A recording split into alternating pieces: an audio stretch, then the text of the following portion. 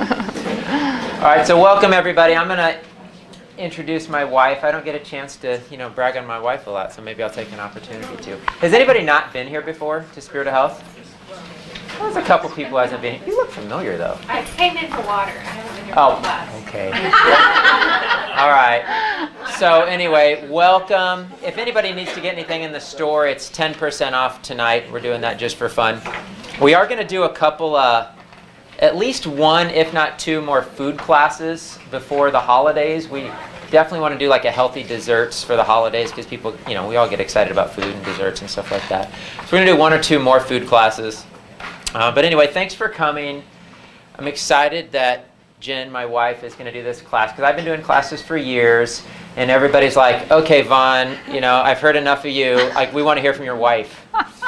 And people seriously have been asking Jen for years to you got to do a cookbook, you got to do some classes. When are you going to make a cookbook? When are you going to? Because she's so good in the kitchen, she's so talented. Her only drawback is that she never writes anything down when she makes the amazing recipes, and I'm like, that needs to be on the website, we need to tell people about that, and she's like, oh, I didn't write it down. So anyway, a lot of the recipes that are on our website are her original recipes, and so I really encourage you to check out our website, the recipes section. There's a lot of great recipes on there, but we really have a heart for just people being healthy.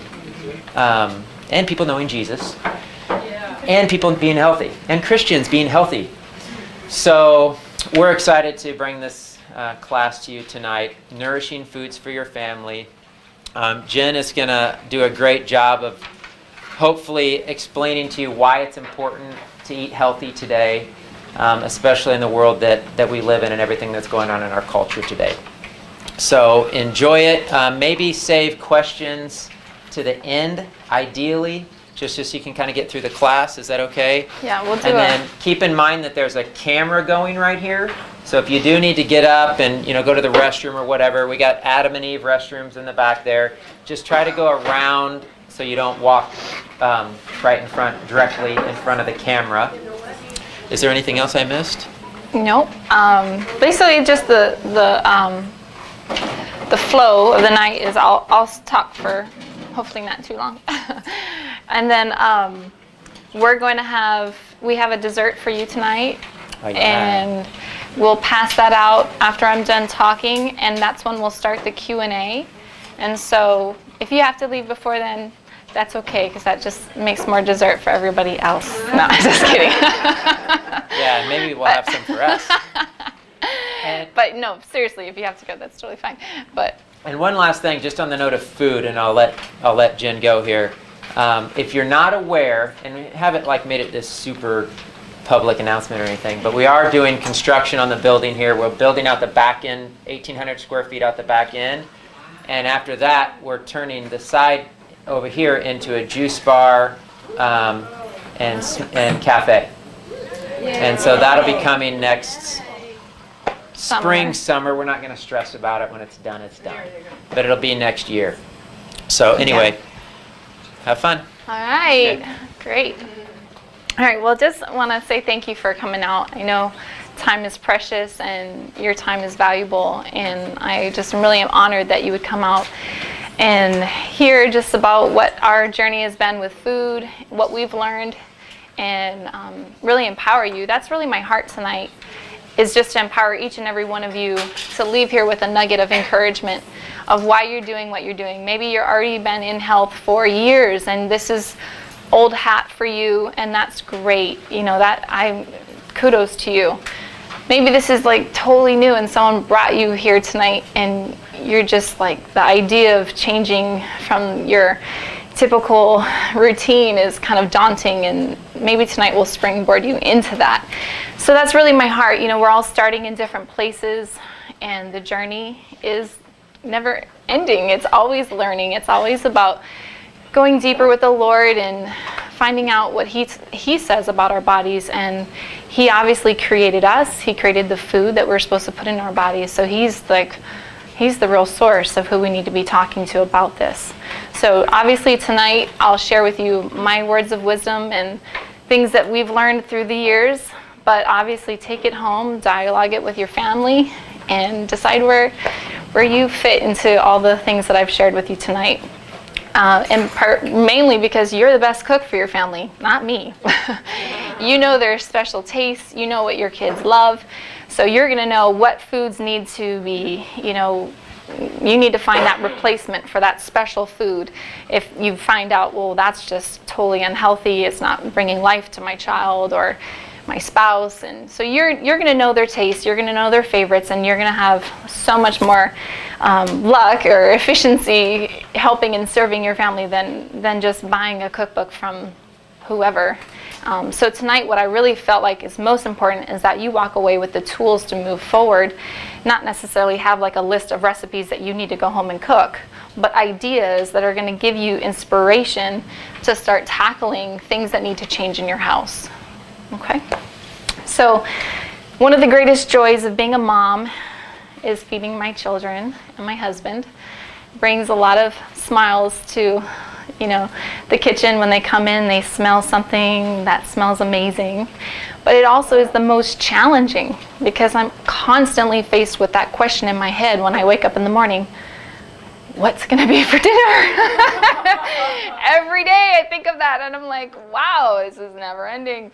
So I get it. I just want to say that, I don't have like some, magic wand that I wave over my kitchen and it's just like glory in the house all the time. It's not. It's rough. And I'm in the trenches with you trying to figure out new dishes. Like when they get tired of that one, oh, that's really a bummer because that was the go-to, all of a sudden they want something different. So I totally get it, and that's really my heart, honestly, to dive into this with you because I'm in it with you and I get it.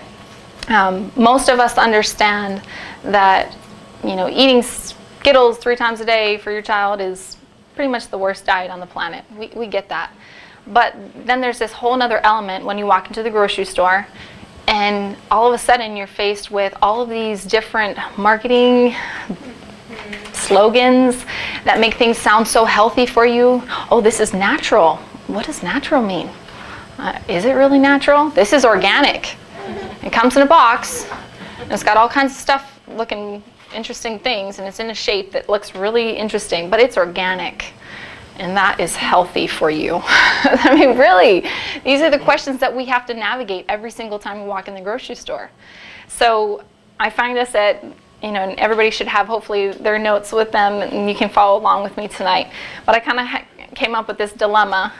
We have hungry mouths with demanding tastes and limited time and limited money. I mean, isn't that like the summary of it all? We've got people who are looking at us like, feed me now. And I'm not going to wait an hour. I want it like in 5 minutes.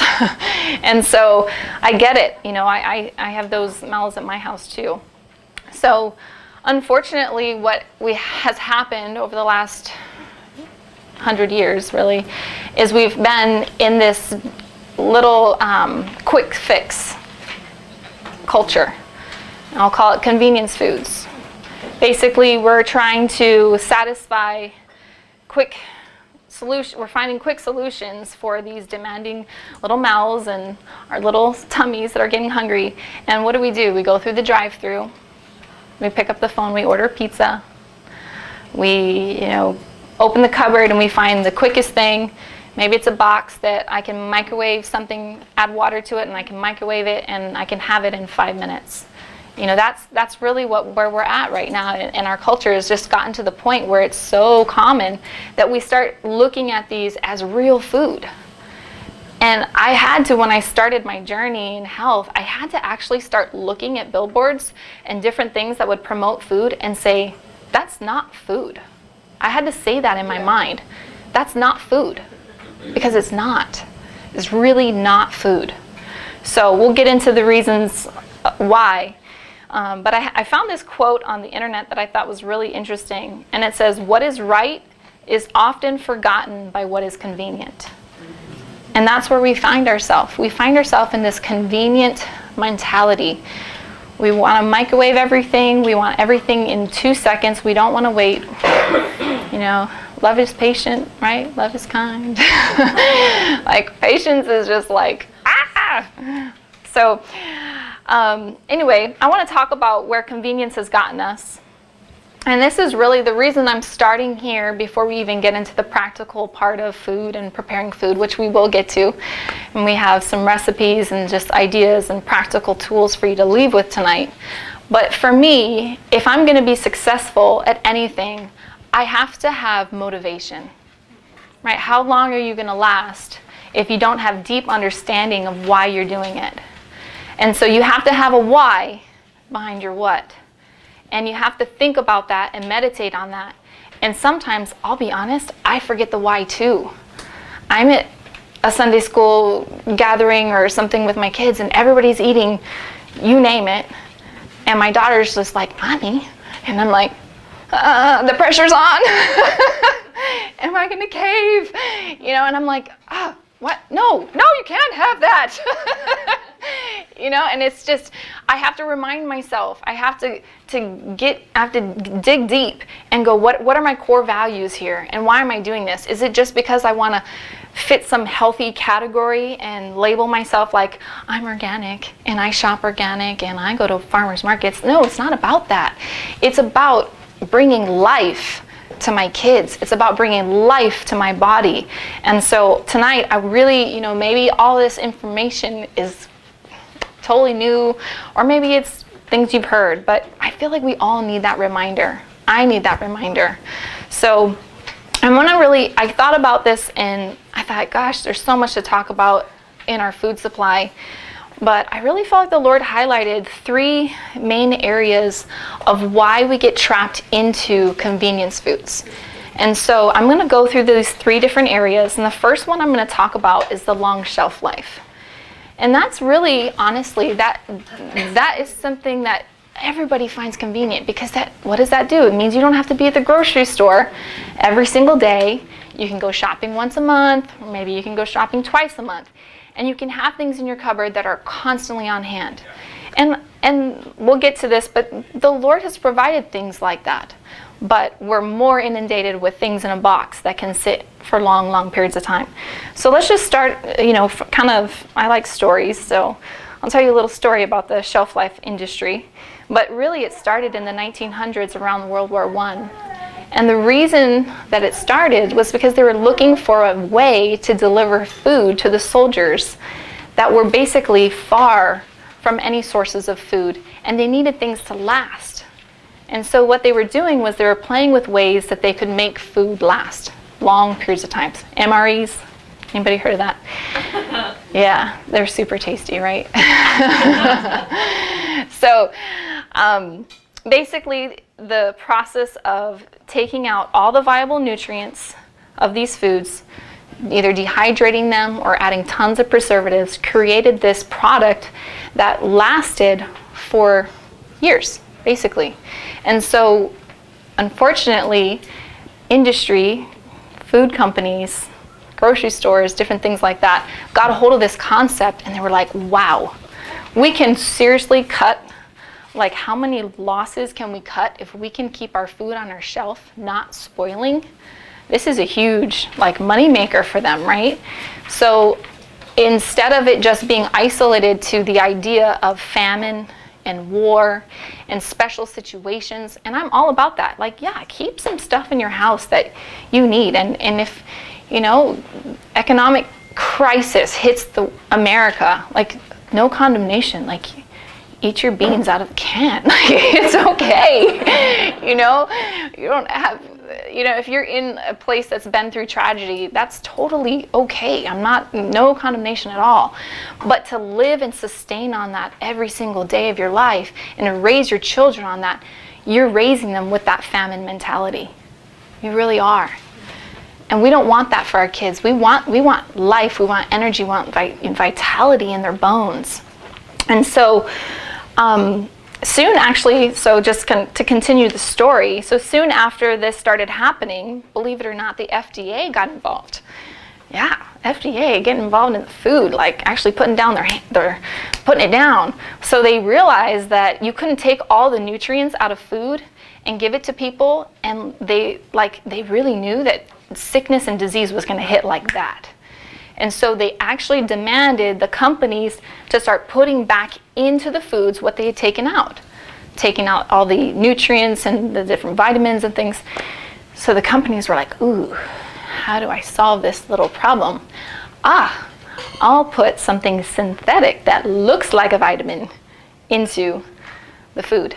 Hence, we have now fortification. Everybody understands the concept here of fortification. Fortified foods. You guys have all heard of things being fortified. And for a long time, we've been convinced that, oh, it's fortified. It's so good for me. Fortified basically means it was stripped and then it was added in with a chemical or a substance that looks like, not the same as, like what was originally in the food at first. So we're going to talk about some of the dangers of these synthetic vitamins. And so they're basically all coal tar based. So, this is the same that goes not just with your white flour and stuff that you find on the shelves, but this is the same that's going on with your whole food supplements. So if you're buying supplements and you're looking on the label and you don't see real food and you just see lots of names, those are mostly synthetic vitamins. And they're all coming from coal tar based. And so what happens is they create these synthetic vitamins and they look similar, they have similar structure, but obviously we can't replicate God, right? Who can? Whoever will. No one will. So he's the author, he's the creator.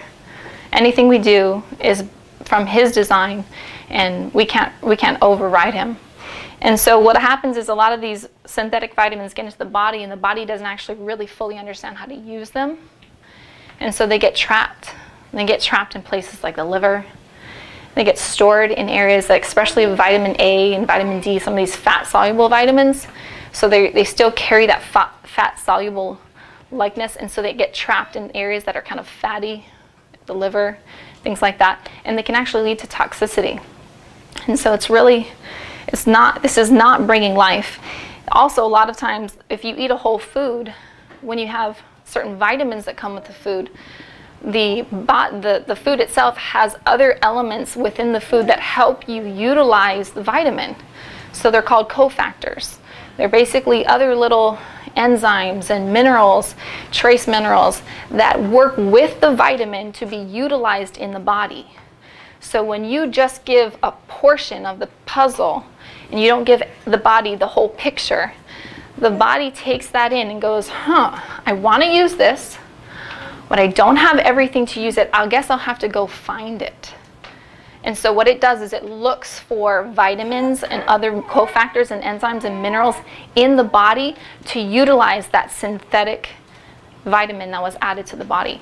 So you're actually promoting mineral deficiency with fortification. Does that make sense? Am I kind of making all that? So don't be fooled. Fortification is not benefiting you. It never has, and it never will. Whole foods, God's design, that's what's going to benefit you.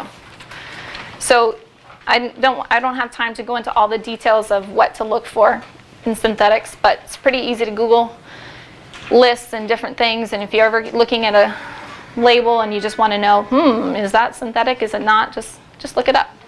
Just Google it. Throw it in the Google search box and you'll find lots of stuff on the internet about that. So what we're going to do is go on to the next one. So we talked about synthetic vitamins, the dangers of that, and basically how all that was wrapped up into the idea of prolonging shelf life. So the next trap that I want to talk about is the economical cost of convenience foods. And this is probably the number one thing that I hear from moms when I talk to them about changing their diets. Oh, we don't have the money to do that. We can't afford that. And I get it, you can go to the grocery store and you can get a lot from, $20 and come home and nothing's spoiling, so you feel like you're saving money. And, you can get those sales. Everything that goes on sale is usually in a box, right? So I just wanted to, we've all heard the term, you get what you pay for. And that exactly is what's happening. You're getting what you're paying for with convenience foods.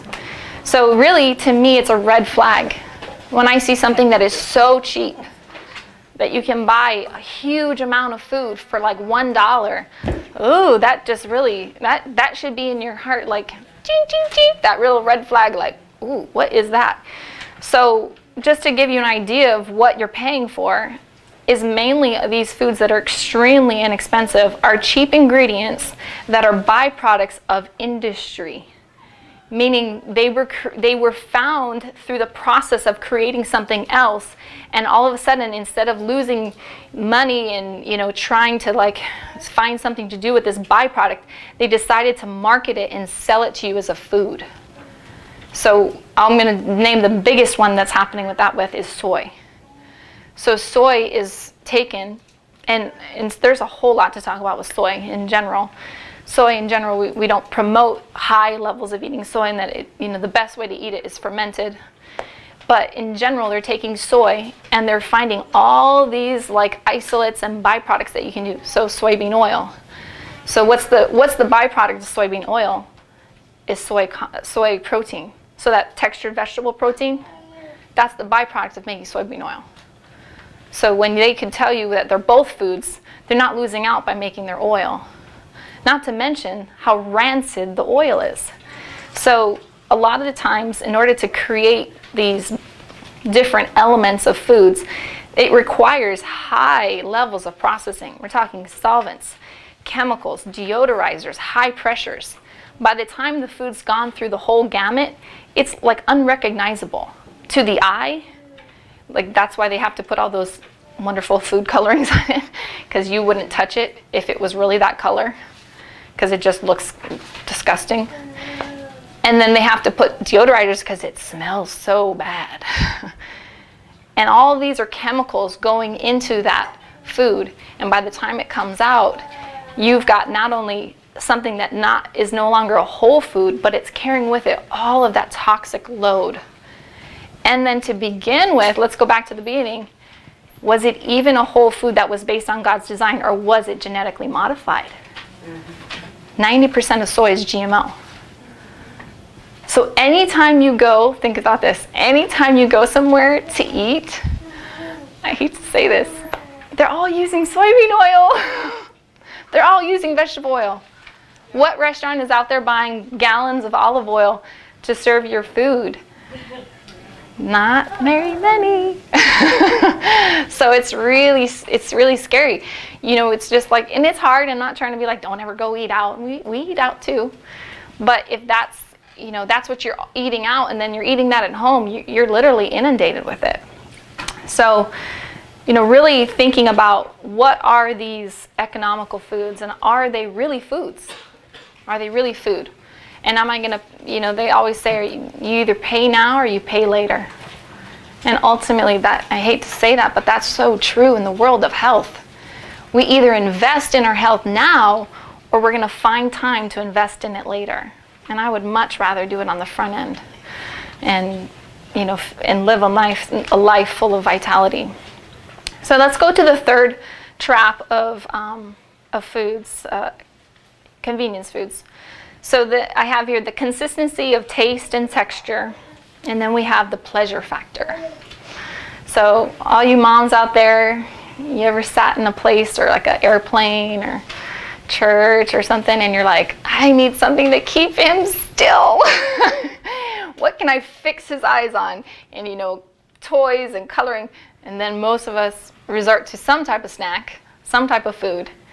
And how many moms are like, oh man, it's Cheerios. That's it. Like I can do one Cheerio every 2 minutes, and he will sit there. And I just hand it out. And he just says, come on, mama, give me the next one. So what kind of food can cause that behavior? I mean, would a carrot create that?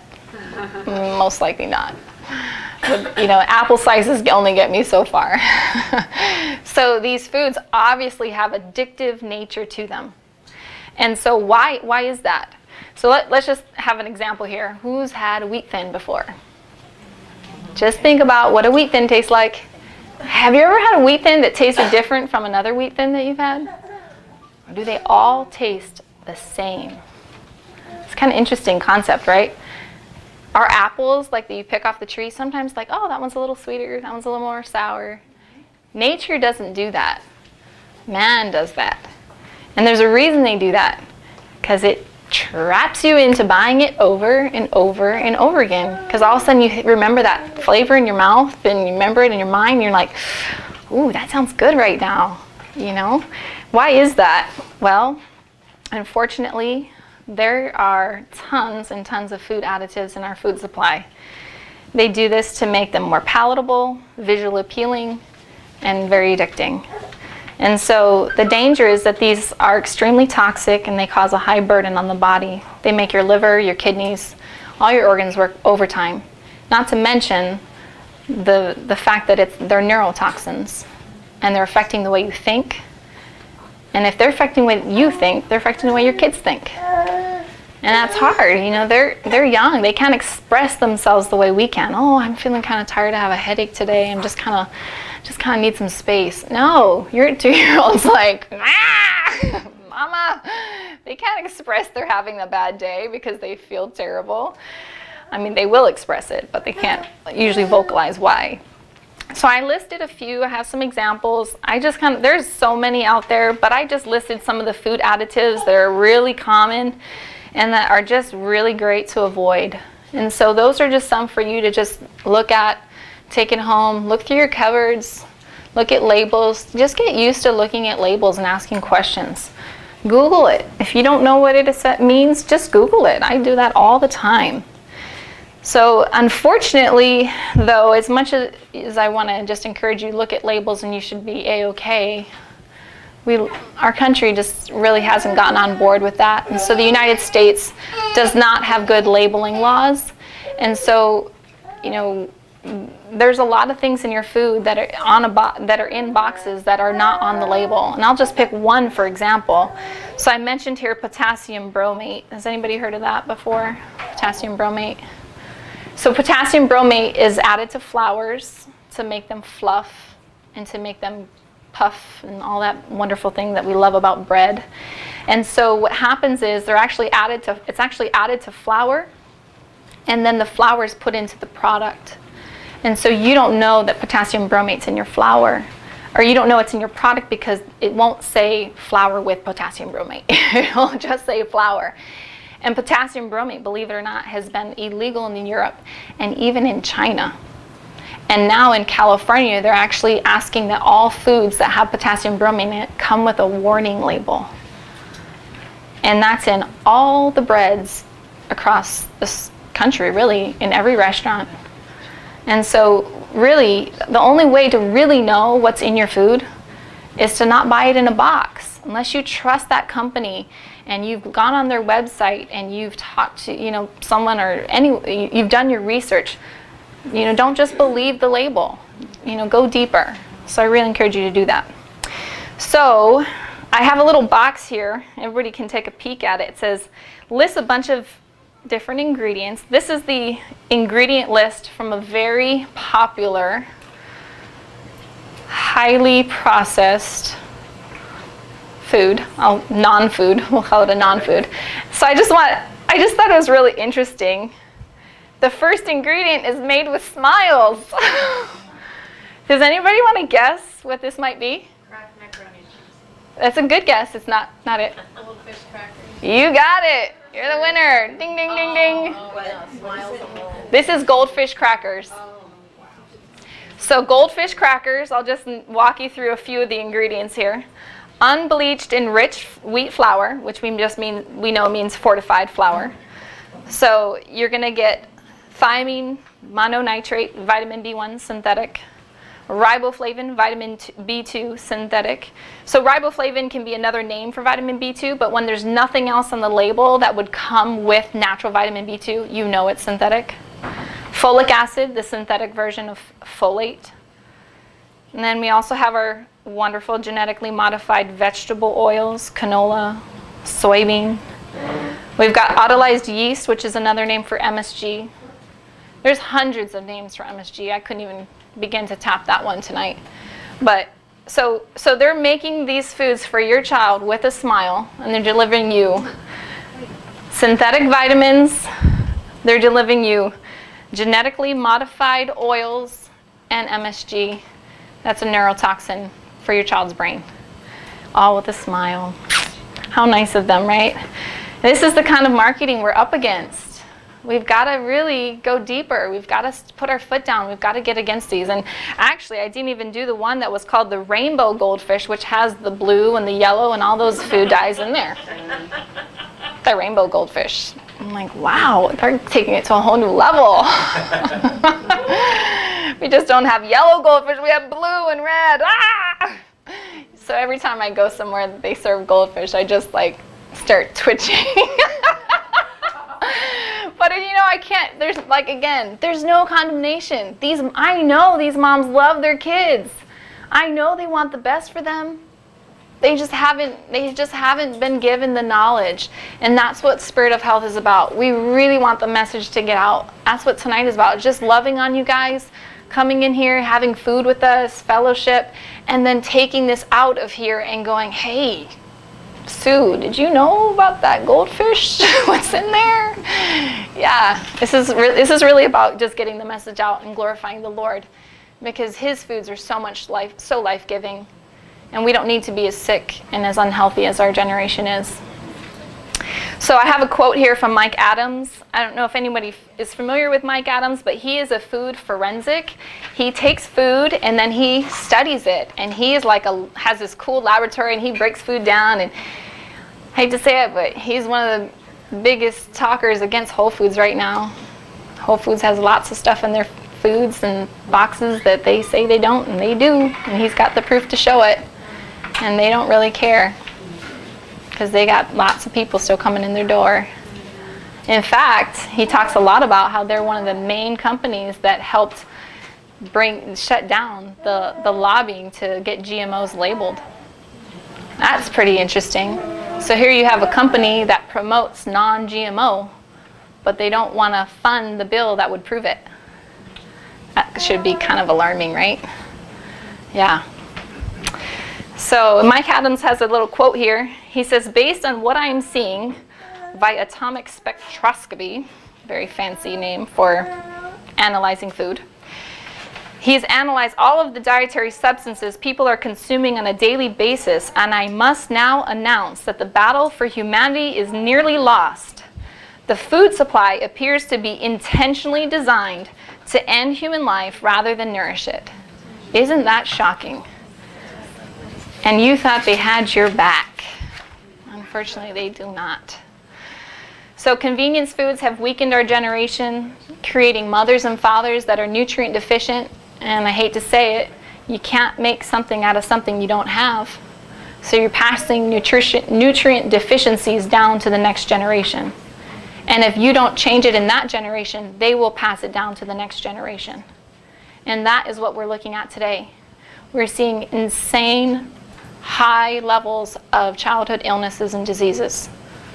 And that's why. We are 2-3 generations in. I mean, my grandparents were, boy, I remember going to my grandfather's farm in New York when I was like 5 years old. And it was like a plethora of cereals that had all sorts of stuff in it. And my mom would not let me touch. But, so we're a couple generations in. And we really need to turn this boat around. We've got to turn the ship around, and we got to get people on board, because it's not fair to what our kids, they're inheriting what we're passing down, and it's up to us to give them a good inheritance. And so this is the motivation for what we do. So what we eat every day determines the fuel and building blocks the body uses to perform everyday functions: thinking, sleeping, moving, fighting infections, inflammation, building new cells. And we just, we have to think, if we need building blocks, if we need fuel, if we need vital nutrients, is it a wonder why we have an epidemic of infertility? Is it a wonder why we have an epidemic of childhood illnesses? So we've got to start really thinking deep here. Ann Wigmore has a quote that I really like. And she says here, the food you eat can be either the safest and most powerful form of medicine or the slowest form of poison. And that's unfortunately kind of why we're in where we're at, is because it doesn't kill you overnight. It takes years and years. And so here we are, years and years and years later, and it's kind of blurry. Why and how did we get here? So we know why, and we need to find our way out of it. So we have a new dilemma. What do I do in the midst of a culture that has forgotten where real food comes from? I saw this interesting little video actually on Facebook once, and this gentleman went into like a kindergarten classroom, and he had all these vegetables in a box: broccoli, zucchini, carrots, and he started holding them up and asking the kids to name them, and they couldn't name them. Oh, boy. They were calling things the wrong names: broccoli, zucchini, cucumbers. They had no idea what the foods. They just had no idea what real food looked like. So that's a crisis right there. So what do? We have to get back to whole foods. We've got to get back to God's creation. So a couple just basic things. Start a garden. We do that every year. Some years it's better than others. Some years it's very minimal. Just, got to go with the season of your life. But, if you've got an apartment, get a pot, put a tomato plant in it. Let your child go out there and pick cherry tomatoes. They'll actually start liking the foods that they can grow and pick. They love that. They love doing that. And you will too. If you start growing vegetables and you don't like vegetables, you'll probably start to like them. Because you're not going to let that go to waste, and they taste way better coming out of your garden anyway. Shop at your farmer's market. Support your local farmer. Vaughn and I don't tout that we only buy organic. We just go to the farmer's market and we just talk to the farmer. Hey, do you guys spray your stuff? Well, we spray the trees, only in the off season, and then we don't spray it when it fruits. And we're like, oh, we picked that stuff, and they're like, yeah, but we picked it yesterday. We're like, fantastic. That's great, I'm not going to be so picky to the point that I feel like I can't buy food anymore. So you have to kind of find the balance. But I really believe that shopping at your farmer's market is going to give you more nutrition from a fruit that was picked, within the last 48 hours than a fruit or a vegetable that was picked months ago and then housed in a warehouse. Vaughn used to work for a trucking industry, and they talked about what they would do with apples. They would ship them to warehouses in Washington, and they would put them in these big warehouses, and they would gas the warehouse so that they would preserve the apples, and then they would ship out of these warehouses. And he used to work with the drivers to send these apple loads all over America. So that apple had been sitting in that warehouse for months in some gassic, toxic environment, and then you're eating it months later. So right now it's apple season. Go apple picking. We went apple picking. It was awesome. We found one in Kansas, and it was a lot of fun. Yeah, they got bruises and weird things, and sometimes you cut it and it's like, wow, it looks like a worm is traveling through here. But hey, it's right off the farm. It's great. So the other thing is this is something that I've just kind of naturally been doing, but as I started talking to other moms, I realized that sometimes it's just you need to be intentional with saying it, but shop on the outside of the grocery store. Don't find yourself in the aisles. And now, of course, I go to the grocery store and I'm like, oh, I've got to get olive oil, or I've got to get something. Well, so I dart in and I'm like, bah! Dart out. Don't want to be in there too long because I know I'm weak too, so I don't want to get sucked into something. Oh, that looks really good. I'm hungry right now. So, but if you shop on the outside of the grocery store, you're going to find your fruits, your vegetables, but you're also going to find the bulk bins. Bulk bins are great. So that's God's natural way of foods that were provided to you that would last long term on your shelf, that would work great in times of famine, and that you don't have to shop for every week. So those are nuts, those are seeds, those are beans, legumes. And those things basically stay dormant until they meet water, because water causes them to grow, which is why everybody talks about soaking, right? You guys have heard that? It's real popular, soak and sprout your seeds. Well, you can eat them without soaking them. You can eat sunflower seeds without soaking them, but yeah, you'll get more nutrition and they'll be easier to digest if you put them in some water overnight, because then it becomes kind of a live food. Pretty simple. We put a lot of our nuts in water overnight, throw some sea salt in there. In the morning we drain them off and then we snack on them. So Just a fun tip there. So what does a whole food diet look like? We really believe in eating the way God intended us to eat. So we base that on Genesis 1:29, where he provided all the fruits, vegetables, nuts, and seeds, anything that basically came from a seed. And then later on, the Lord walks us through Leviticus 11, which is basically all of the different clean meats. And we really don't get into this whole legalistic discussion about, I eat pork, I don't eat pork, I eat shellfish, I don't eat shellfish. Well, basically the whole concept of clean meats is just that God created animals to do certain functions, and certain functions are cleaning the earth. And some of those animals are meant to harbor the things that they eat, while other animals pass those toxins through. So pork or pigs are one of those that are meant to clean the earth. And so unfortunately, there's a lot of debate around the Christian community, especially like, well, that's legalism to not eat pork. Well, what if it's just smart? Yeah, what if it's just going with the way God made food?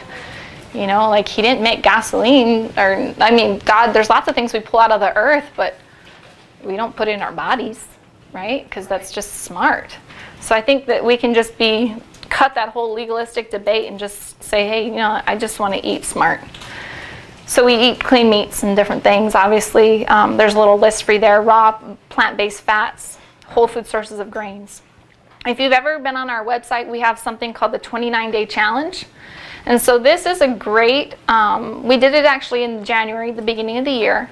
And it's really a fun thing that Vaughn and I did. We just did videos every week, and we give you weekly meal plan ideas, and we just kind of give you a goal to hit every week. And by the time you've done 29 days, you're from hopefully off a standard American processed diet and onto a God diet. And that's it. So if you're that person right now that just kind of is like, I don't know where to start, or I just need someone to help me walk through it, or you want to do it with your family, maybe you're doing clean diet, but maybe your husband isn't doing it, or vice versa. The Eating by Design 29-day challenge is totally free. All you have to do is go on our website. You can sign up for it with your email, and it's under our cleansing and programs or something like that. It's a tab. We're kind of redoing the website soon, so I'm kind of not up to par in all the website stuff. But yeah, so I just encourage you to check that out. And so for many of you, that just getting to the 29-day whole food challenge idea might be scaring you and might be a big step. Well, maybe some of you, you're looking at this list and you're going, well, that's what I eat. I'm already there. I've been doing that. And some of you might even be asking, well, I've removed everything I can think of that's processed from my diet, but I'm actually not getting the breakthrough. And I get that because I've been there. And that's really hard. It's a hard place to be when you feel like you're doing all the right things and you feel like you're doing all the healthy stuff, and you're like, why am I still struggling with this issue? Why is my body still having this stuff going on? So what Vaughn and I, through our journey, what we've come to is this idea that sometimes our bodies are so compromised based on what we've inherited that we actually have to cut out more, and we have to go deeper. And so unfortunately, this applies not just to the old, but even to the young. And we learned this early on with our oldest daughter. She was my first child. I had her immediately after getting married to Vaughn. We weren't necessarily planning on getting pregnant right away, but we did, honeymoon baby-ish. And I had, basically carried in my mouth mercury for a long period of time because I was, basically young and had mercury fillings. Well, I'd gotten them removed right before I met Vaughn. And unfortunately, my daughter was the inheritance of all of that mercury that I had removed out of my mouth because it vaporized back into my tissues. And so early on with our daughter, we started noticing things. And we started realizing, we're doing all the right things with her. She hasn't touched a goldfish. She hasn't touched a gummy bear. Like, people who know us, they know my daughter's never eaten sugar in her life, basically. And I'm like, why are we having all these issues? And the problem is that our children are actually being born compromised. And there was a study done in 2004 that took the umbilical cord blood and analyzed it, and they found almost 300 known toxic chemicals in the umbilical cord blood that's going to the baby. So the placental barrier is kind of a facade. It's really good at like stopping HIV and huge viruses, but it has no match to these man-made toxic chemicals. So all of the things that our bodies are getting, if you are a mom or you're going to have children, or you know your daughter's going to be soon into that childbearing age, we got to get that stuff out now, because the body's going to pass it on. So with our daughter, we started realizing that a healthy diet just in general wasn't cutting it for us, and we had to start really going deeper. And even for our own bodies, we started kind of feeling like, man, we got to go deeper here. So we know God's a healer, and we knew He was going to lead us in the right direction. So we found ourselves looking at even the so-called whole foods. And you know, Vaughn has a really good if you've ever been to his classes, he always likes to say this: we all poop. He says that a lot. Why do we all poop? Well, it's because all foods have some level of waste product. All foods have some level of byproduct of waste that needs to come out. The thing is, some foods have higher amounts of waste than others. And so what I wanted to do tonight is talk you through this list of foods that have higher acid waste byproducts than others, and that it causes a little bit more burden on the body. And the body, if it's already congested, is going to have a big problem with a diet high in those foods, even the healthy whole food, the ones that everybody tells you is great for your son or your daughter. So if you want to flip to the spectrum food chart, it's kind of in the back. And I just created this on my own. You know, there could be tons of things added onto this, but this is just the Gen version. And I wanted to give you a spectrum for choosing whole foods, because ultimately there is a spectrum. There's the worst, there's the better, there's the even better. And then sometimes there's a season that you want to go for the best. And you want to go deeper. And you want to hit that. You want to go after healing. Whether it's for you, your spouse, or your child. There's ways to go for healing. And they do sometimes require eliminating some of even the healthy foods. So let's just talk through. These are the main ones I'm going to focus on: dairy, grains, meat, fat, and sugar. So dairy, obviously the absolute worst is pasteurized dairy. We could talk about that for a long time. Better would be raw from a grass-fed cow. Even better would be a fermented form of raw dairy. But the best, and this might be really hard for you to hear as a mom, is none. And that took me a long time to agree with, I have to tell you. I loved my raw milk when I was pregnant. Loved it. But I was realizing that I just wasn't doing well on it. And my daughter, we actually found out that kind of by accident. We went on a was it 2 month or 1 month hiatus for Vaughn's 40th birthday. We went to Colorado and we're like, we're out of here, 1 month, up in the boonies by ourselves. And you know, we were getting raw milk at the time here in Kansas City, and we were there, and I didn't have a source of raw milk, so I just stopped eating dairy altogether. We didn't get to the store very often, so we were just kind of eating fruits and vegetables, and Vaughn was doing some crazy fast that I won't tell you about, as he usually does. I was pregnant. It was quite an interesting trip. But we stopped eating dairy, and my daughter had this little interesting kind of almost rash on her back constantly. Just this, her skin was just rough. Now it wasn't like, you know, I just feel like this is unfortunate, but our culture a lot of times sees that kind of stuff and they're like, oh yeah, they'll grow out of it. No, that's a sign the body's talking to you and saying that I'm congested and I'm not happy. Acne, rashes, all of that, pain, those are all signs the body's saying I'm not happy. Something inside of me is not in balance. And so I knew that, but I wasn't getting a breakthrough with it. Well, we were in Colorado for 2 weeks and the rash was gone. And I was like, wow, wonder how that happened. We came back to Kansas City. I got my kefir out and all my stuff, and in 1 week the rash came back. And I was like, oh, really? And Vaughn was like, I've been telling you. I'm like, oh, this is so hard to hear, because it's so healthy for you. So just so you know, dairy is not going to make it with a body that's congested. So we'll go through substitutions in a little bit, but one of the main things that we substitute with for dairy is nut milks, and we basically make our own. It's really easy to make, and you don't have to get it in a box.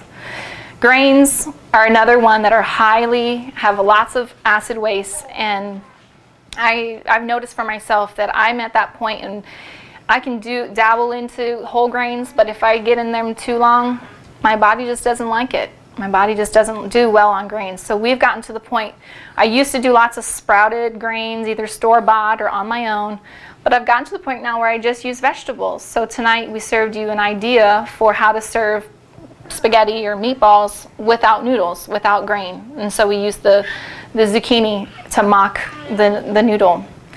Meat, obviously the worst is the hormone-filled meat with all those GMO-fed animals. Then the next would be grass-fed animals raised and fed in their natural habitat, and then even considering just limiting yourself to the clean meats in Leviticus 11. And then really, if you want to take it to a next level, meat is got lots of byproduct to it. So if you want to go for that healing season of your life, eliminate meat. And it's not necessarily to be a vegetarian or label yourself something. It's just to go for a season of lightening it up. And so we like to use plant-based proteins. We have some here in the store. We like the Vega brand. That's one of our favorites. But they also, there were some others. And pea, nuts, and seeds are great substitutes for proteins. And there's lots of ways to get those in your diet. Fats, obviously the worst are your GMO fats, soy, canola, all those different margarines, deep-fried foods. So going out of those and getting into more animal or plant-based fats that are cold pressed, that's something that I look for in oils. When I'm looking at oils in buying olive oil, I really always look for a cold pressed olive oil. That's something just to consider getting. I know there's a lot of olive oils out there on the market, but cold press is preserving more of the nutritional value of it. But then you can even start eliminating some of the heavier fats like coconut oil and butter. Those, have been touted as very healthy, and they can be, but they can also be very congesting for the liver. The liver's already working on all these other things because fats have to be processed by bile in the liver. So we're not advocating the low-fat diet, as everybody's heard of the low-fat diet, right? But we're just advocating lightening it up and considering fats that are going to be easily assimilated by your body, especially if your liver is congested. So avocados, olives, and olive oil are a great place to start. And then if you're going to go into a season of fasting, just really, making sure that you're just limiting it. And everybody has to choose where that line is for them. Sugar, refined white brown sugar. Brown sugar is no better than white sugar. Okay, it's all the same. It just got like a little tinge of molasses in it or something. It's pretty much refined all the way down to, it's not a food. Artificial sweeteners, obviously extremely dangerous, used in chemical warfare. And unfortunately, they've found their way into our diets through diet soda and tons of other foods. High fructose corn syrup, also extremely highly processed and dangerous to the body. So we can go better. We can start using coconut sugar and rapadura, which is cane sugar, more of a non-processed form of cane sugar. Agave is kind of questionable. A lot of people ask me what I think about agave. Agave, I like the way I heard someone say it once, is it's kind of a cousin to high fructose corn syrup. It's just a natural form of high fructose corn syrup. It's really, really, really high in fructose, and it can be very challenging on the body. And so if you're doing if you do agave once in a blue moon, no biggie. It is still natural, but the way that they have to concentrate it is just extremely high in fructose, and it's just a little bit abnormal for the body. So I really recommend the raw honey, maple syrup. We like the grade B. It still has more of the nutrient value in it. Molasses. And that's, what we mainly use when we have our celebrations. That's what we use for sweetening our foods. And then ultimately, if you're in a healing season, just limiting it to fruit and stevia. Stevia is a natural plant that God gave us. And, we carry a brand called Sweet Leaf, a really great company. They do have on there the word natural flavors, and a lot of people freak out about that. But if you go on their website, they're really clear to say that they don't use GMOs in any of their things. And so, again, you have to choose, where you're at on that. So let's flip back to our notes. That spectrum is just really for you. It's for you to think about where your body, where your body's at, what's best for you, what's best for your family. Are you fighting for are you fighting against a serious illness? Or are you just trying to get your family on board with whole foods? So, that's the liberty that you get to leave with tonight. It's not about everybody looking the same when they get home and having this one-way diet that Jen Lawrence said this and I need to do this. No, it's totally ebbing and flowing and finding that rhythm, and just really starting with eliminating the worst offenders in your diet. Going after the things that you absolutely know need to get out and finding replacements and finding substitutions for those. And just, one of the things that we do is we follow the seasons. So in the summertime, the fall, it's a great time to work on that healing time because it's warm. It's, you don't necessarily crave as many the fall and the later on in the fall. Once it starts getting cold in the winter, it's like, oh, the idea of cleansing is it feels a little foreign to the body. Unless you live in Hawaii, then you can go for it year round. So, which is where I'm from. So, Mom, Dad, you don't get it out. But, and also, really understanding that, food is meant to be enjoyed and celebrated. And if you have a celebration coming up in your family, don't feel so dogmatic that you've locked yourself so down. And, Vaughn, I woke up the other day, he made me buckwheat pancakes for my birthday. Like, you love me. I know you love me. That was such a treat. It was like, wow. And then that's when these foods can become really exciting when you don't have them in your diet. And then all of a sudden you get to surprise your daughter on their birthday, like, Mommy made you waffles. And maybe you chose sprouted flour and you chose, organic maple syrup and grass-fed butter, but it was still awesome to her. And she didn't know the difference, right?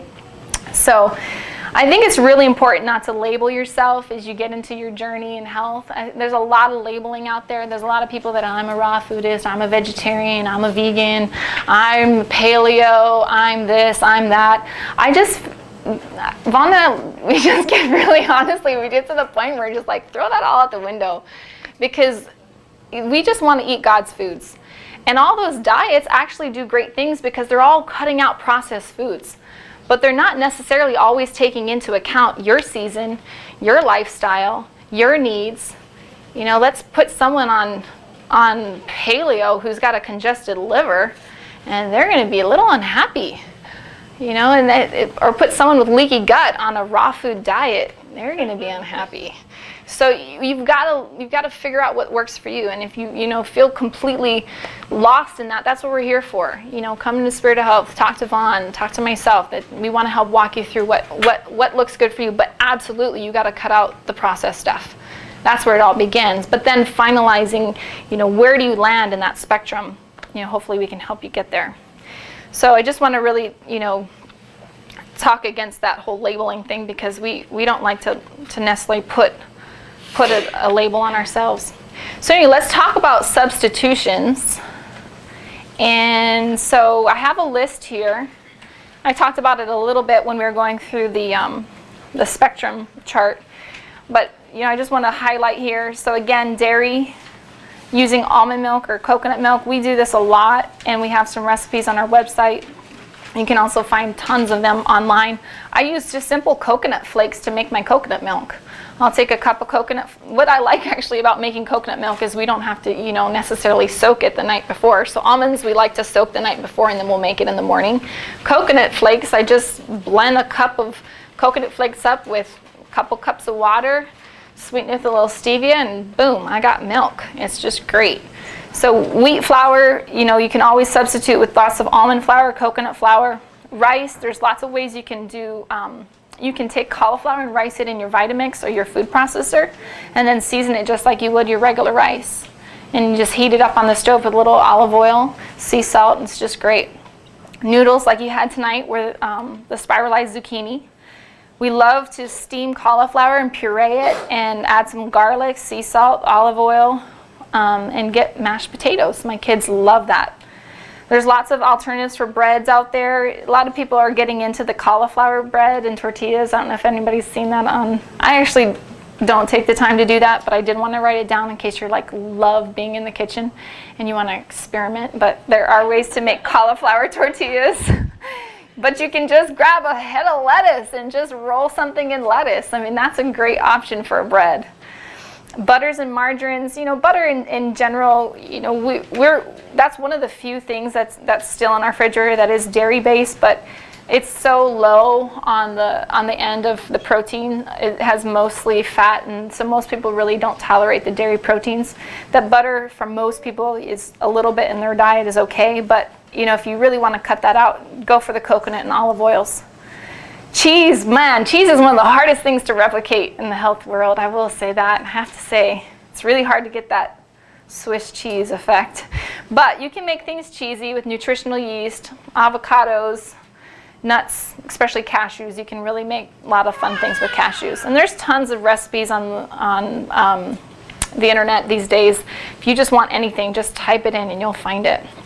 So a little few tips for moms or people who are working with families that have different tastes and desires. I think it's really important to create a hungry eater. And so we're in that snack mode all the time. By the time dinner hits, they're just like, you've probably been that place where you're like, you're not really hungry and you don't even know what you want to go eat. Your spouse is like, where do you want to eat tonight? Well, I don't know.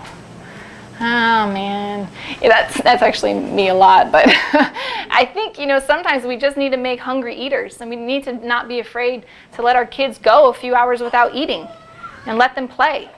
And so I think it's really helpful. And then you can be really firm that this is what's for dinner, and then they have their plate in front of them and they get to choose, am I hungry or am I not hungry?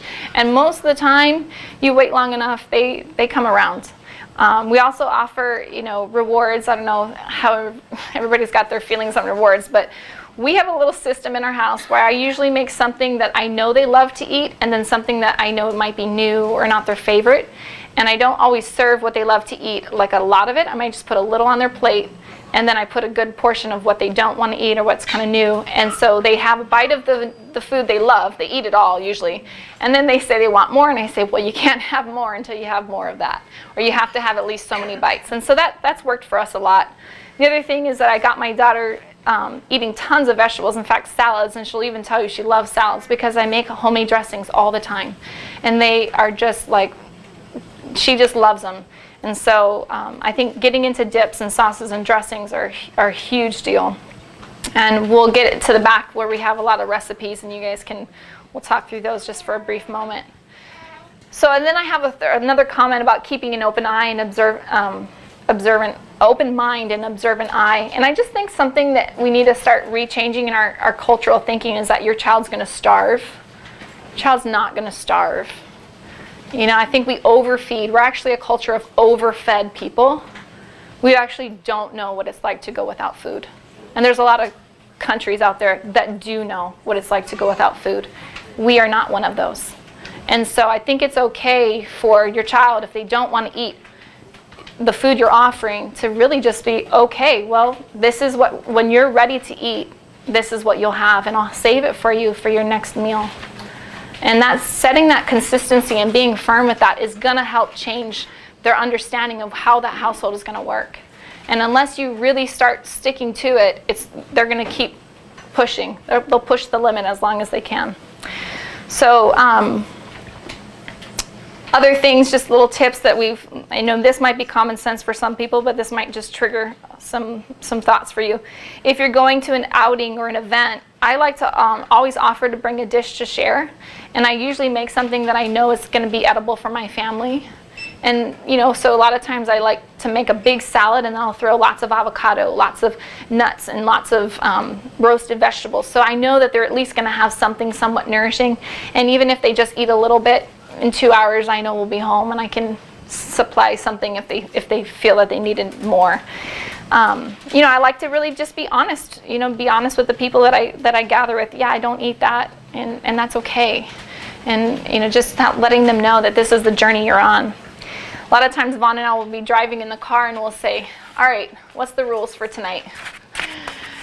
what are you going to have? What am I going to have? How far are we going to go? And then we keep each other accountable.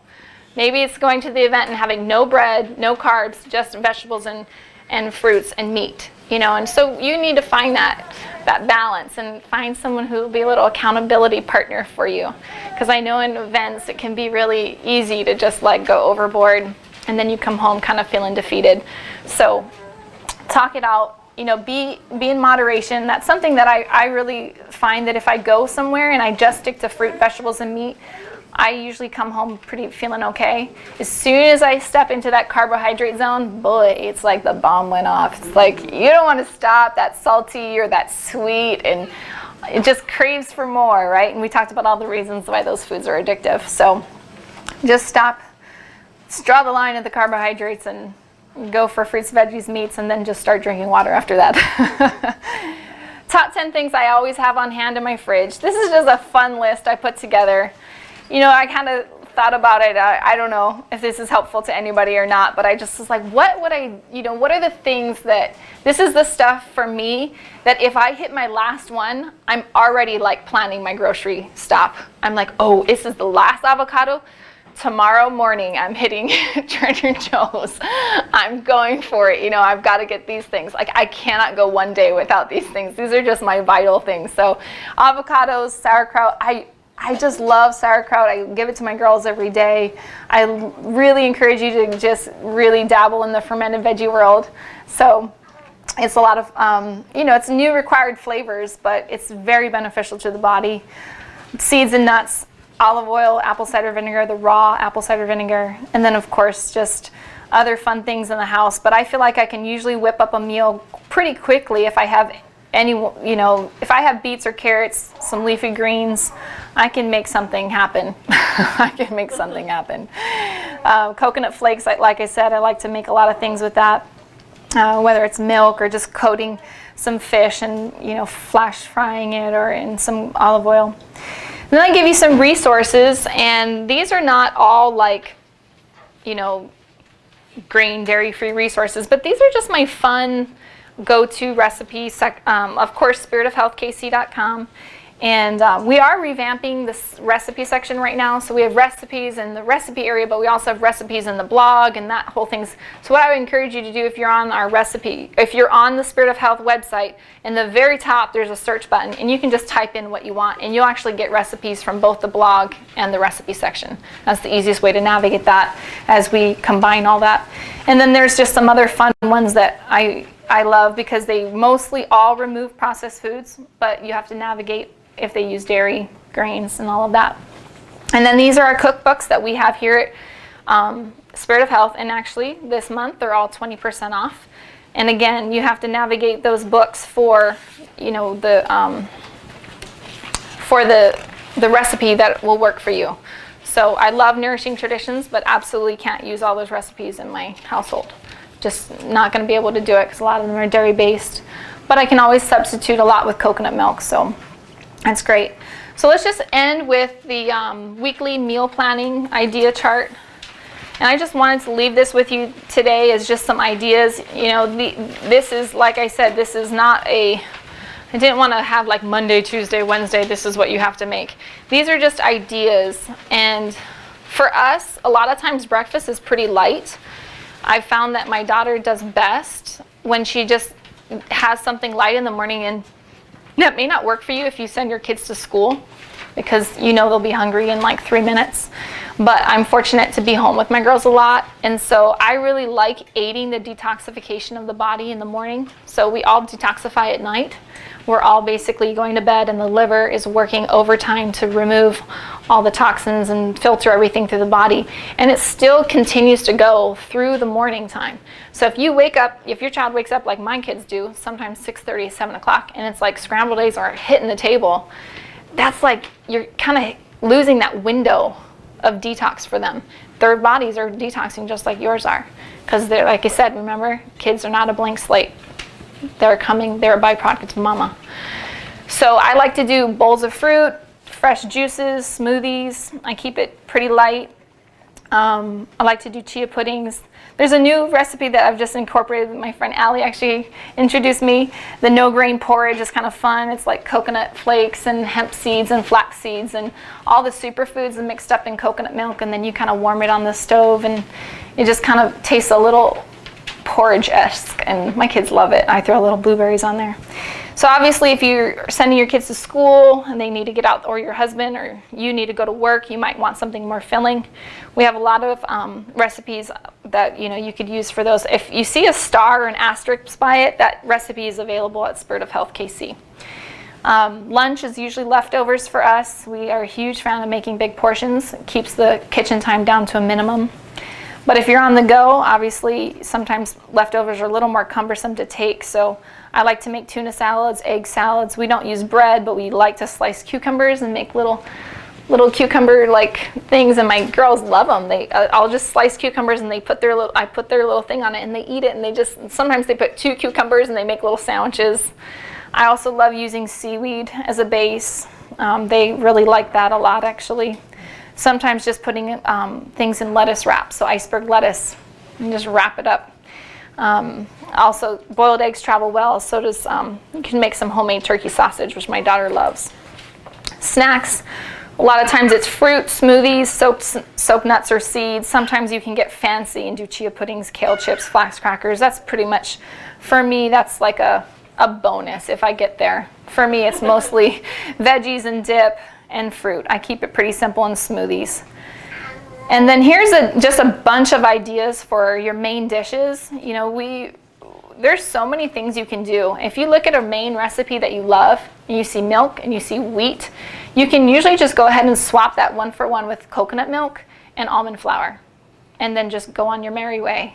Use your butter, use your olive oil, and have fun with your seasonings. Like, some of my most favorite healthy meals are the more ethnic. I love curry. I love just all those like vibrant flavors, and it just makes you feel like you're eating something just so wonderful, and it's healthy too if you can use healthy ingredients. So lots of ideas there. Some of the things that we use for the sides, like I talked about in the substitutions, are the cauliflower rice, cauliflower mashed potatoes, and such. And then just desserts. For us, most of the time at night, it might just be a glass of homemade nut milk.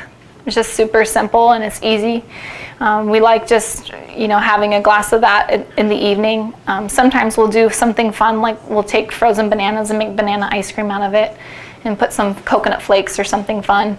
And then there's those occasions, those special times. And yeah, absolutely. My daughter turned 3 and I made these awesome beet almond flour cupcakes that were like, whoa, with avocado frosting that was like lick it with a spoon, So anyway, there's lots of fun things that you can do. Go on the internet. If there's something that you love that you want to make, just type it in and put dairy-free in front of it, and usually you can find a dairy-free version.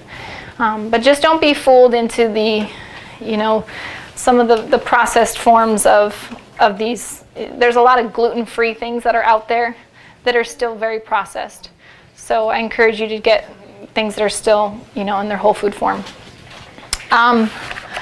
So these are just kind of a little display of my favorite. I would say all of the things on this table here are things that I use, if not a few times a week, like every single day. I use my Vitamix constantly. We had a momentary disruption in our house, so we were out of Vitamix for 5 days. I thought I was gonna go crazy. I was like, I need my Vitamix. Food processor I love, because sometimes you're using a Vitamix and you want something really, thick, and a Vitamix, it's like overheating, you're pounding that, you're just ready to go crazy. So the food processor is a great option for that. That is actually a coffee grinder, which I don't grind coffee in, but I grind flax seeds. You want to buy your flax seeds whole, by the way. You don't want to buy flax meal. They oxidize really quickly. So buy flax seeds, get a coffee grinder, make your own flax meal, super quick. You can also do take your spices, cumin, coriander, and you can just grind all your spices, and they're so much more vibrant than just already buying them in the powdered form. Citrus juicer, I think that thing runs 24/7. This is the spiralizer that made your zucchini noodles tonight. And there's other spiralizers out there, but that's the one I've had for years. I think I've had it for like 8 years now. It's still going. This is my immersion blender, and this is what I make my homemade mayonnaise with a lot. I just put it right in a jar, add all the ingredients, and I just buzz, and I've got it within like minutes. Homemade mayonnaise. And then the recipe for that is on the website as well. I've been using olive oil for a long time, but now avocado oil is pretty easy to find, and that tastes a lot better. And then the last is my fun little, you can tell that we use this every day. This is our nut milk bag. So in my Vitamix, I blend up either the almonds or the coconut with water. Usually for us, it's like a quart of water to 1 or 2 cups of nuts, depending on how thick or creamy you want it. Then you pour it through here, and you basically just cinch it up, and then just squeeze. And all the pulp will stay in the bag, and all the milk will come out. And then you can flavor it with stevia, honey, sea salt, vanilla, whatever you want. And that's minutes. And then you don't have to buy that stuff in the box, and yeah, so it's great. All right, so why don't we get to the good stuff? You want to pass out dessert? And we can just take questions, and if you had anything, did you want to mention something? Can you tell them what's in the dessert? Oh, sure, yeah. So tonight we're sharing our chocolate avocado pudding.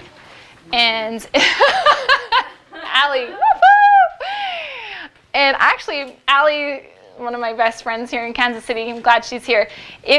We'll take a few questions, but I'd love for you guys to hear Allie's, just maybe your journey, because I talked to them a little bit about how we went from a whole food diet to a little more stringent diet. And, Allie's been on that journey of whole foods for a while, but more recently, she's taken the plunge to go for the no grain thing. And she's got 2 boys at home that are under 5. And they were used to their bread, and they were used to Mama making homemade bread. Actually, she was grinding her own flour. She was doing it all. So maybe we can pick Allie's brain a little bit, or just hear her heart. But anybody have questions that they want to hear? Oh, sorry, I mentioned the ingredients. Thanks, honey. So it's chocolate avocado pudding. So obviously it has avocado. It has banana. It has dates. It has vanilla extract. And then it also has cacao, which is raw cacao, the real thing from our store, actually. And it's excellent quality from Ultimate Superfoods. And that's it. So there's no honey, even no maple syrup, even. It's just sweetened with fruit, because dates are technically a fruit, and banana. That's it. So I hope you enjoy it. Yeah. What about chocolate almond milk? They sell that with no sugar in it.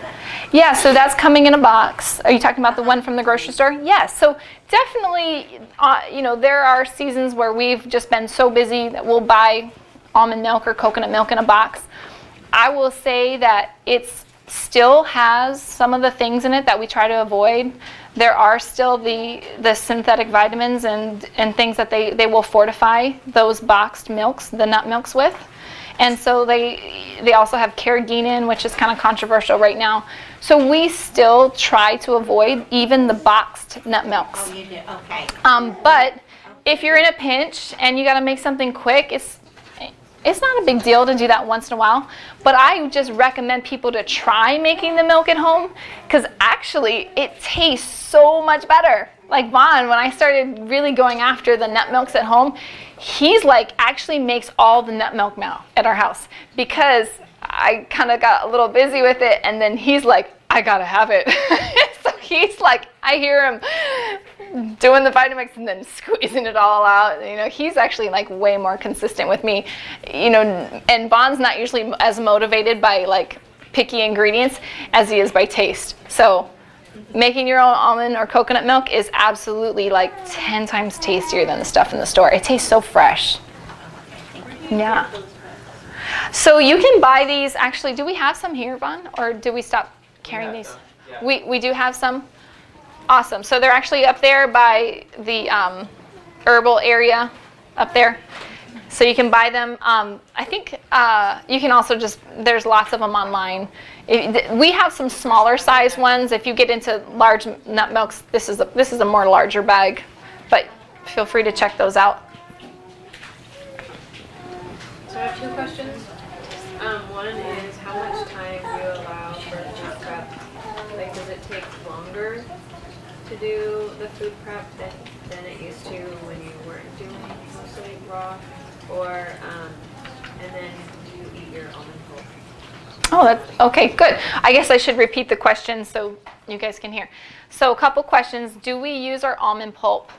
And I know there's a lot of recipes out there that you can. I personally just don't. I haven't. I know you can make crackers with it. I think Allie even tried dabbling into a carrot cake with almond pulp. For me, I'm not, I'd rather just compost it. It's just, I have a lot of things spinning, and to me, to make almond meal that I've already drained most of the flavor out of, you usually have to add a lot of extras to make it taste good, and that usually means lots of sweet. So, or salt or something. And so I kind of try to keep it simple. Then the other question that she had was, how much time do I allow for meal prep and meal planning? And I would say that varies based on the week. So if I'm looking at my week and I am a working mom, I'm actually here a couple days a week, and my mother-in-law amazingly watches my girls for me a couple days a week, and then there's a few days a week that I'm home with the girls. And then there's times where I'm demanded on more in the store for certain things. So if I look at my week and I'm like, wow, I've got back-to-back-to-back things, a lot of times I might start tapping into things that I've pre-made in the freezer. So I'll take some chicken broth, I'll defrost the chicken broth, and I'll make a big batch of soup on Monday, and I'll try to stretch that for a couple days. If I know I've got a busy week, I'll take a big whole chicken out of the freezer and I'll defrost that and I'll put it in the crock pot, and I try to make that stretch for a couple days. So I try to get the most bang for my buck. I am not one that I plan more than I actually prep. I feel like I would say for my meals, I try to make my prep time less, like in the half hour, less than an hour range. Ideally a half hour. Would you say that's about where I'm at? And so, but a lot of it does take intentionality. So making bone broths and freezing them, making big batches of the turkey sausage and freezing them, having chickens on hand in the freezer. So you're like thinking the night before, you're like, oh, I'm going to defrost that tonight so I can pop it in the crock pot in the morning. I like to roast vegetables. That's like one of my favorite things. So I roast beets a lot, along with carrots, and that usually it might cook for a while, but the prep involved is pretty short and quick. Yeah. So does that answer your question? But When you make almond milk or coconut milk, if you can't do it every day, can you make it last another day or two, or how long is the shelf life? yeah. So I would say coconut milk seems to last longer than almond milk, simply because once you soak the almonds, they start kind of that process of, oxidation, whatever you want to call it. So the almond milk I noticed lasts for about 3 days until it starts turning a little bit, but usually we drink it by then. So we usually we actually do a half gallon when we do ours. We make a half gallon batch, and so it usually lasts us. So I soak about 2 cups of almonds the night before with water, and sea salt. The next morning I drain that off, and then I'll take those 2 cups of almonds, and ultimately I'll blend 8 cups of water with that. And I may not blend it all at the same time. Like I might have to do batches because that's sometimes a lot. And then I'll squeeze it out, and then I add my flavorings after I've drained the pulp out, because I don't want to lose my flavor with the pulp. So we actually use, there's a flavored stevia here that we sell called toffee stevia, and we like to use that, or we use our just plain stevia and vanilla extract, a really high quality vanilla extract that we really like, and a little pinch of sea salt. Yeah, so I find the coconut might last you 4 days. Almonds more like 3. Yeah. What about your coconut flakes? Oh. Do you use coconut flakes? So what do I use for coconut flakes? So there's different things. You can buy coconut flakes in varying sizes. You can buy them as finely, super fine. They're like almost like minuscule. And I actually like to use that for my chicken fingers or my fish sticks for my kids. So I'll take chicken tenders or maybe some mahi or some kind of fish that's a little steakier. You don't want to use something that's going to fall apart. And then you basically dip them in a little egg, and then I'll take them and roll them in a little bit of the coconut flakes. Sometimes I'll add a little coconut flour and coconut flakes, so you kind of have a combination of flour and then the crunchy of the flakes. And then I roll it in that, and sometimes in my flour flake thing, and this recipe is actually on the website and pretty positive, I'll have my seasonings, my salt, my pepper, maybe some lemon peel or something like that. And then I actually bake the chicken fingers. My fish sticks, I usually just, because fish just cooks so quickly, I just pop it right in the pan and just do it in a little coconut or olive oil. Yeah, so coconut flakes are great for that. They're also great for topping, like I like to make my daughter these really thick smoothies that have a lot of avocado in them, and then I'll sprinkle the top with like a good layer of coconut, and she actually eats it with a spoon, and she loves that. She'll also take the larger flakes and just snack on them. So those are some ideas of coconut. And then if you get into like raw balls, coconut flakes are great for combining with other nuts and maybe some dates, and you just blend them up in the food processor, roll it into a ball, throw it in the freezer, and you've got like these little energy snacks ready to go. You can also make a lot of raw crusts just like that. You can, in your food processor, combine nuts, some kind of date or raisin, and the coconut flakes, and you can create almost like a dough that you can pat into the bottom of a pan, and then you can do all kinds of little raw pies with that. Great. Yeah. I have a couple of questions. Thank you. So when you have a larger family, obviously everybody's bodies are different. Like, do children need more carbs than, like, say, adults would, or does it depend on just because their metabolism's higher, they're moving around more? Yeah, so that's a good question. So her question is, do children specifically tend to need more carbohydrates specifically than like an adult? And my answer would be, I think that because they're active, they might tend to eat more and they might show a higher degree of appetite. But I still feel like you can satisfy that without a carbohydrate, and that carbohydrates can sometimes even be, I think that there's a fallacy around carbohydrates providing lots of energy, because I think that you can get too spiked in your insulin, and then you have the drop, where I feel like fats and proteins tend to sustain long-term energy. But the body, what happens is the body gets used to metabolizing carbohydrates really well, and the body gets used to using that for energy. But it's really nice to start incorporating the fats and proteins, because you'll actually see that the body can run better on fat and have more sustained energy. And Dr. Mercola actually talks a lot about that. If you guys know of Dr. Mercola, you can find a lot of articles about him. He really talks about taking the body and making it become a fat burning body. And that's actually what we've done with my daughter, because she cannot tolerate grains at all. I mean, at all. Even potatoes can sometimes be challenging for her. And there's a lot of reasons we know that. What was that doctor's name? Dr. Mercola. Yeah, Dr. Mercola. He's a MD that really promotes natural health. Yeah. So where do you buy most of your bulk stuff, like through a co-op, or do you go to like a conventional store? And then would you be willing to share your food budget, like how much? Sure. Yeah. Oh, for sure. So we actually are a part of a co-op here in our local community. It's called the Shiloh Co-op, and I think they're open. Are they open? I think they're open to people. Yeah, Allie's nodding her head yes. So there's a co-op, actually, they pick up on Blue Ridge, and it's a monthly co-op where you put your order in, and it goes through UNFI, and you get like a 13% off their price, and then you get to split sometimes large quantities with other buyers. So we do co-ops, yes.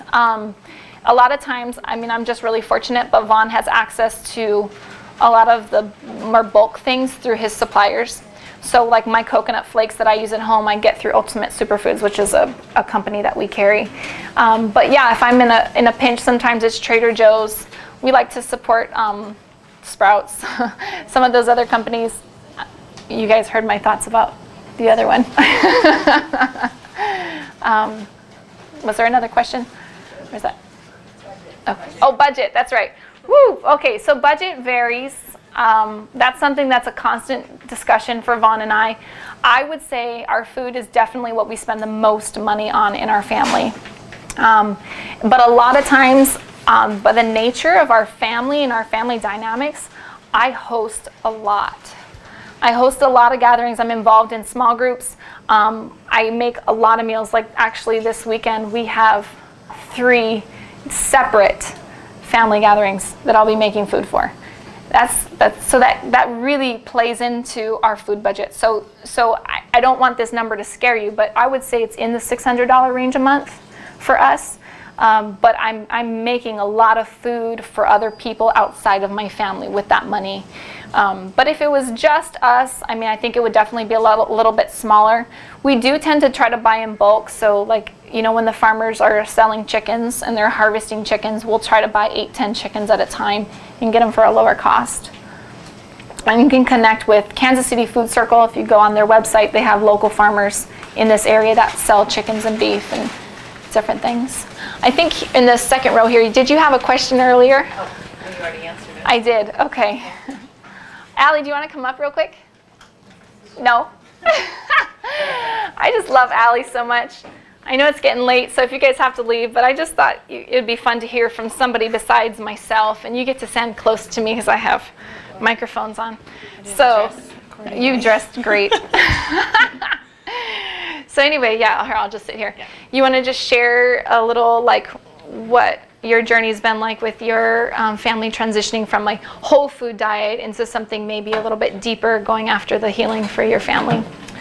Yeah, I would say just, you know, to preface, we're not perfect at our house at all. You know, I have bread in my fridge right now and cheese and raw milk in there. But yeah, we just, through my youngest son, we realized we had to change some things around. And so we just decided to gung-ho it for a whole month. We did just cut out all the bread, cut out all the potatoes. There's all starchy foods, no rice, potatoes. Because we were already doing, you know, like she said, I was making my own bread. I was doing all organic potatoes. I was doing the best organic rice. You know, I was doing everything right. The raw milk cheese. You know, it seemed to be like perfect. But he, you know, is a product of my husband and I, and we grew up, you know, on macaroni and cheese and hot dogs and processed foods and crappy foods. So he just doesn't have a perfect system, you know. And so even those good foods, he just really can't tolerate. So, I spent a lot of time partly crying sometimes on the internet. Just like, I have to find another recipe because I'd found all these great recipes and now I can't use them anymore, you know. So what am I going to do? I have 2 boys, they're hungry, you know, they want to eat bread, they want to eat rice, they don't want to eat carrots every meal, you know. But yeah, we do smoothies every morning. We do their Vega protein because I was doing a Garden of Life protein and I didn't realize that its main protein source was grains. Even though it's organic, gluten-free grains, grains was its main protein. And so I was like, oh. So we switched to the Vega protein they have here, which is all plant protein. And, you know, if you add some avocado in there, add some coconut milk, that kind of bulks it up a little bit for those kids who need to go till lunch. And I'm kind of a tough mom, I guess. I don't know, like, not that I'm mean, but I'm just kind of like, hey, you just have to wait till lunch, you know? Like, I give them as much as they want at their meals, but we don't do a lot of snacking because I know once that lunchtime comes and it's not their favorite lunch, but they like the snacks, they're not going to eat the lunch. Mm-hmm. And so it's just kind of, you know, you tough it out. And then we've recently started doing, for my own sanity, splurge Saturdays where you know, I make potatoes on Saturday. Awesome. I'm just like, guys, we're gonna go out to eat, and we're all gonna have sweet potatoes. It's gonna be great. I'm really excited. I splurge a little bit more than they do, but I still can control, since they're 5 and under, what they eat. So yeah, I'm not sure what else. Well, Yeah, I just had to find great. a bunch of new recipes, and it was challenging, but it's doable. You know, I talked with Jen a lot, and we sat down, and I was like, what do you feed for breakfast, lunch, and dinner? Because I don't really know what to do anymore, because I was doing sandwiches a lot for lunches, and we were doing dinners, like I said, with rice and potatoes. And my husband's a good, he's been a trooper, because he just knows, that's just what we're doing. And he just kind of goes with the flow, and sometimes, he sneaks things in when they go to bed, and I'm like, it's fine. I do too, sometimes. Don't tell them, but I do too. So. It's okay, but you're trying, and we're leaps and bounds above what we were, 2 months ago in terms of grain-free. And I feel better, like I have more peace about when I feed them lunch. Like I always felt like, I don't know if I should really be giving them this, but it's just quick and easy, that's what I'm gonna do right now. But you just kind of have to sit down and just kind of settle in your mind, like, I'm gonna try this, give yourself a trial period or whatever you need to do, and you need to look up new recipes, because otherwise when dinner time comes, you're gonna go like, I don't have time to do it right now, and you're just gonna make what you're used to making. So that's what was hardest for me, was just sitting down saying, okay, here's my list of 10 new recipes I'm gonna try, just all vegetable. Like we use zucchini noodles all the time at our house now, and we use cauliflower rice. We've tried all these things, and they don't love all of them. They're not like, yay, more cauliflower rice all the time, but they'll eat it. And they're full after we're done, and they're not crying. That's actually a sad thing, but actually my youngest one did look at dinner a few times and just like, I don't like it. He's 2, and I'm just like, that's what we're eating. I'm sorry. And he's like, and he'll just start crying. He cried for like 3 minutes. He just sat there, and I was like, I'm sorry, that's what you're having. And then, by the time 3 minutes is done, he sees his big brother eating it. He's eating it. He's happy. They're talking, laughing. He's fine. They're fine. We live in America. You've got like the best organic vegetables in front of you. I don't feel bad for you right now. That's awesome. Thank you, Allie. Yeah. That's super helpful, just hearing it from another mom that's doing it and is in the trenches, because we all need encouragement, and Allie's a huge encouragement for me, and just seeing how she's gone after it. So hopefully you guys were blessed tonight and come away with something that inspires you to be the motivational cook in your household. Thank you for coming. Thank you, Jen.